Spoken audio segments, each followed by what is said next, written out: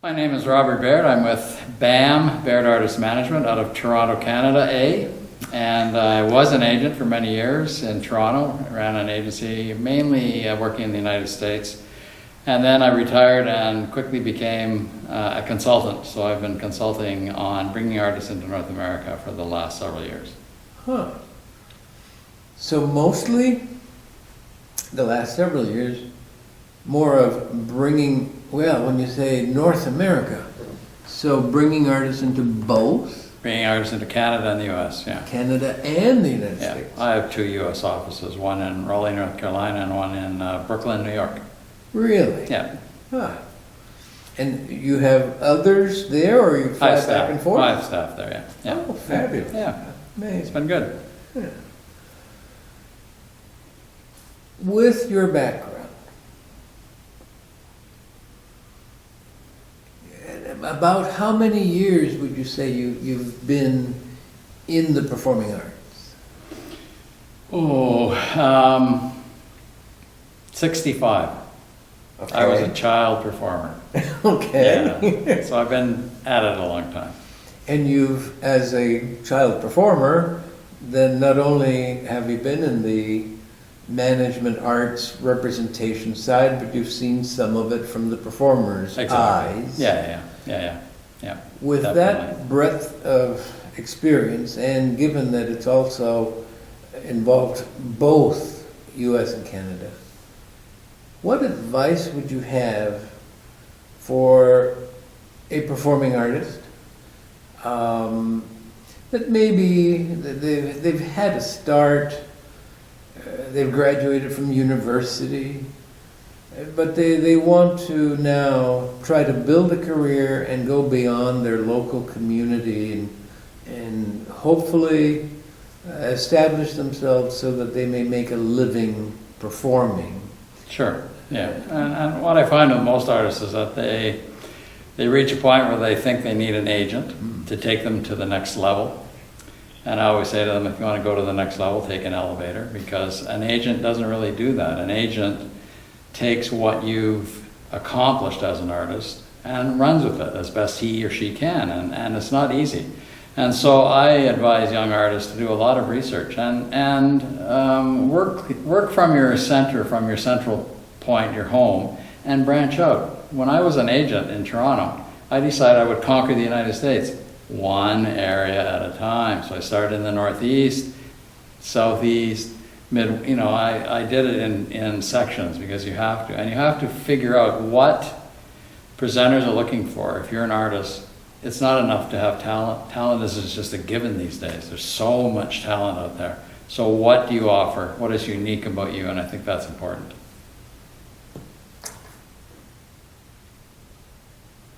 And if regardless of your discipline,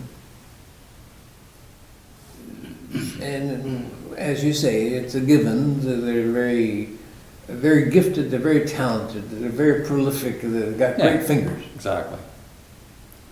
What are some of the things that would make an artist stand out as being unique? Well, I think you have to decide how you're going to present your art. Are you going to make it something that is accessible to the marketplace, for example? Are you going to, the rise of tribute bands has been amazing lately, because a lot of artists have decided that that's how you get into the market. And, they're paying tribute to some very famous artists down through the years. And so that's why we have 1 million Elvis impersonators out there, And it's not something that I personally like, but I can understand why people do it. So you have to find something that you can connect. There was a transgender artist at a conference recently in Canada, and they connected with that community. And, so you need something that will help the presenter sell you in their town. So whatever it is, make the connections. Mm-hmm. And for you, when you were representing artists, given that, as you have stated, the role of the agent or representative is really to work with what the artist offers and can bring to you, what did you wish or want to have an artist be able to provide you in order for you to have your best shot at generating contracts for them? Absolutely. So basically, artists need to be, I guess we might say, seasoned, because they have to have had the experience of being out on the road. They've had that connection, connection with presenters. They've been in venues. They have a CD they can present. They have a press kit that's professional looking. They have business cards. They are the real thing. And one of the things about our industry is that it's a long-term industry. You don't just come in and you're suddenly booked by all these venues. No, you come in and maybe you get on a wish list for a presenter. So down the road, you may get booked by them, but you have to be in it for the long haul. And artists need to realize that and present themselves as professionally as possible and stay in it. Would you say that perhaps you may have actually noticed situations in which an artist of slightly lesser quality has actually made a go of it because of their longevity and sustained presence in the field, as opposed to one that may have had more talent but only sort of came in for 1 or 2 years, gave up and ran out the door? I think so. I mean, and you know, looking at it from both sides, when you look at presenters, there's such a variety of presenting venues and people booking artists. They're from the amateurs, the volunteers who run community concert associations, to, you know, extremely trained professionals who run big performing arts centers or performing arts centers attached to universities. And, you know, so the artist can make it depending on what market they're going into and what that market is looking for. Because not everybody's looking for the highest level violinist, looking for someone maybe who's personable, who can play a certain repertoire, and who suits their community. So yeah, I think you're absolutely right. That any artist can make it if they stick with it. Mm-hmm. And on the flip side, what advice would you have, really, either for a young aspiring artist management representative or even an older one? Well, this business is about people. So I think you've got to get to know people, and you've got to, I mean, it's often not about presenting your artists. It's about making some kind of connection to people, seeing them year after year. You see them at every conference. They get to know you. They get to like you. They get to understand what you have in offering them in your artist repertoire, what you're booking. And eventually it'll happen. But, you know, if you're a hard sell agent, I don't think it's going to work at all, because people don't like that. They want to get to know you, and they want you to get to know them and what they do and appreciate it. So I think that's important. Any essential skills that you think an agent should bring to the table in order to be able to do a good job at understanding, speaking about, representing their artists? Yeah. I think an agent, to my mind, is someone who has done their homework, so that when they meet a presenter, something clicks in their brain and goes, oh right, 600-seat theater, books 5 shows a year, has a budget of maximum $10,000 per show, and is really interested in fostering young, emerging artists. So now I've got sort of a template to work with this person. But if you haven't got that, then I can remember presenters being so annoyed at agents who had absolutely no idea what they booked, the size of their hall, what they were looking for. And so they would just flood them with all kinds of artist material, which would go in the round file because it's irrelevant to them. So I think an agent has to be that kind of, has to have that kind of encyclopedic knowledge, and there are many ways to get it. You know. And either as an artist or an agent,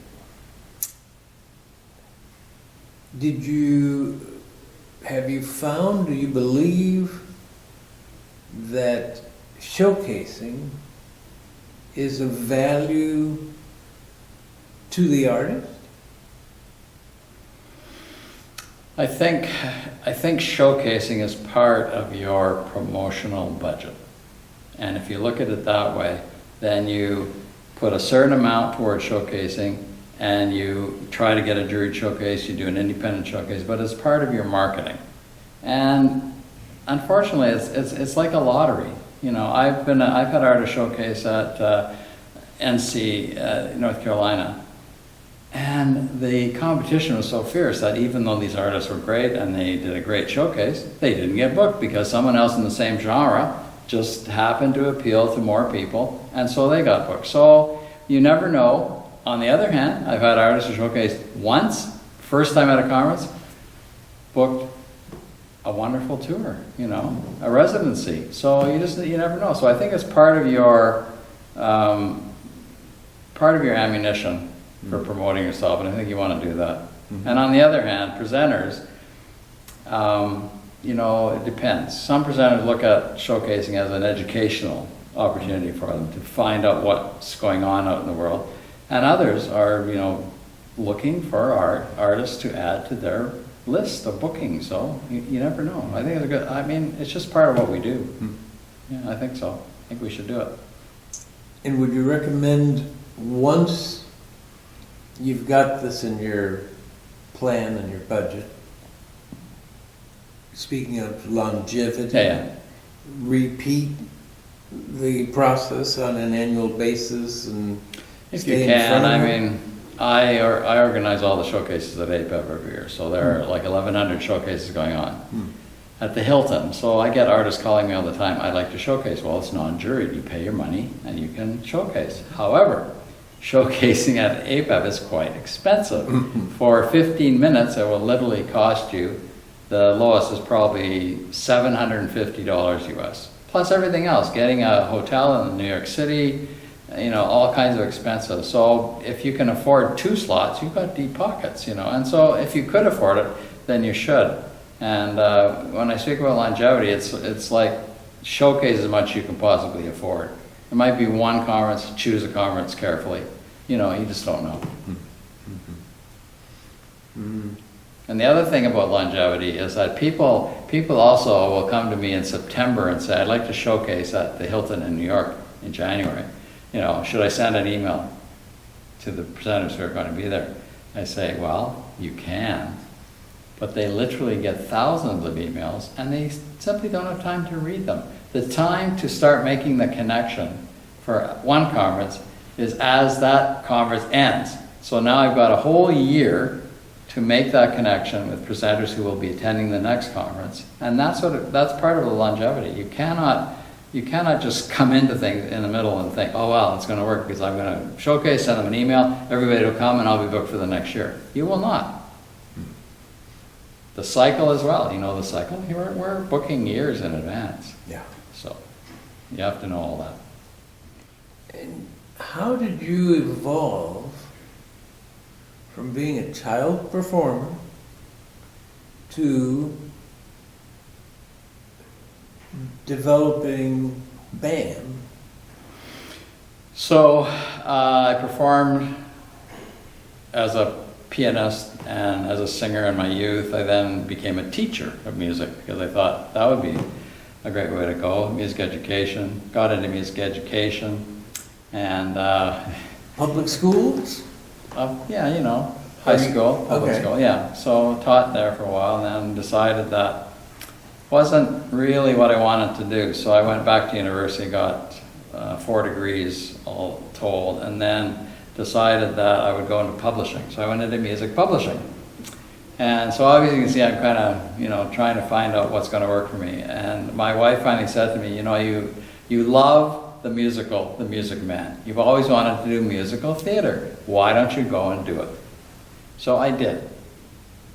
I quit teaching, I went into musical theater, and I ended up touring the United States, doing a bunch of work in musical theater, and finally conducted Phantom of the Opera for Andrew Lloyd Webber in Hamburg, Germany for over a year. Came back to Canada thinking I'll do musical theater in Canada. The scene there was not amenable to doing it for various reasons, doesn't matter. And so a young artist said, why don't you become my agent? So I became his agent, and that's how I got into the agency business. Then I retired from I retired my agency because it was getting too hard to book artists. Too many artists, fewer opportunities. So it was like really hard work. I'm old. I wanted it to be easier. So I dissolved the agency, and I'm sitting in retirement, get a call from a presenter. Can you help us with a US visa situation? Well, I had done that for my artists, so here I am, busier than ever as a consultant, helping people come into North America. And now, you have a very large, I think, collection of material that are informative and offer guidelines or insight into a variety of topics of the performing arts. Tell us a little bit about your series of documents. So that actually relates back to first timers at any conference. Huh. I always volunteered. I volunteered at every conference I went to because I figured if I'm standing at a door of a workshop handing out a flyer, people are going to get to know who I am. I'm going to get to know them.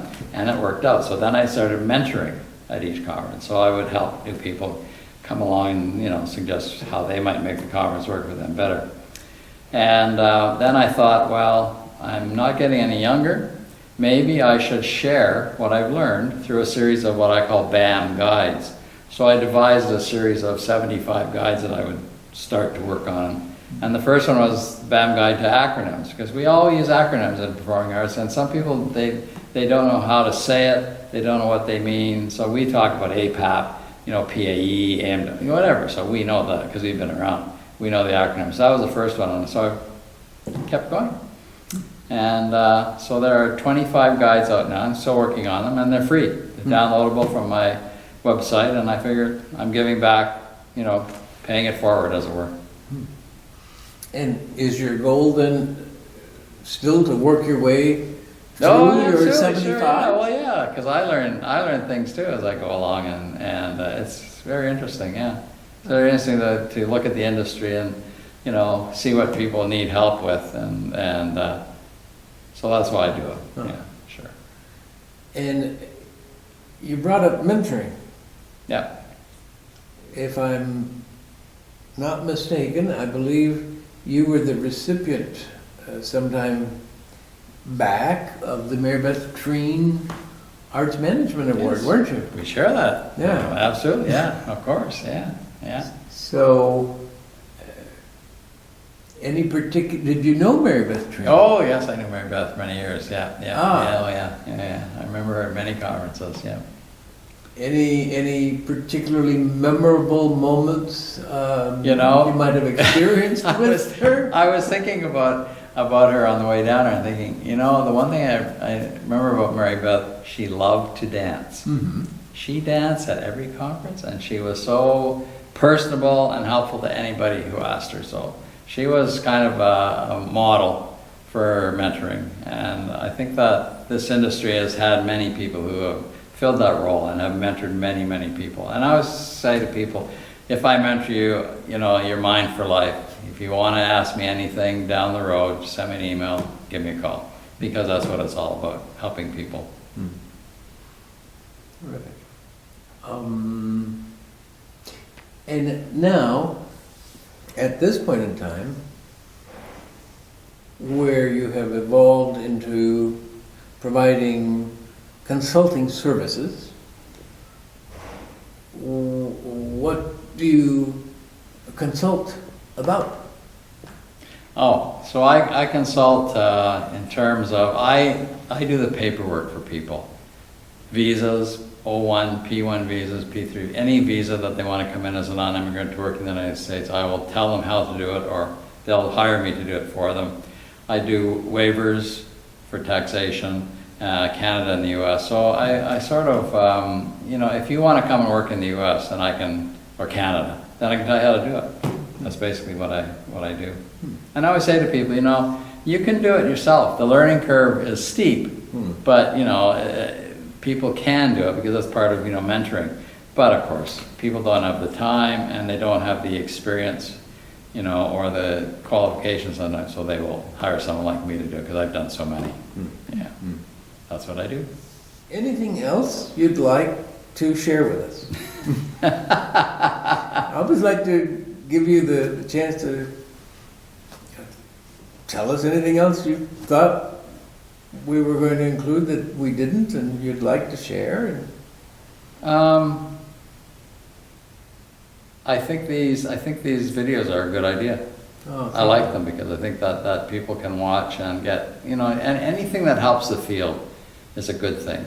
And people, when I was president of NAPAM, I'd go to conferences all the time. People would say, "We're all in this together," and it was obvious we weren't. There are sides, you know. There's the artist manager side and there's the presenter side, and sometimes the two would not mesh. So this is good to have something like this, and I'm hopeful that we are all in it together, and let's just help each other work in the industry. Why, you know, it's complicated, it's beautiful, it's the arts, and we should be helping each other.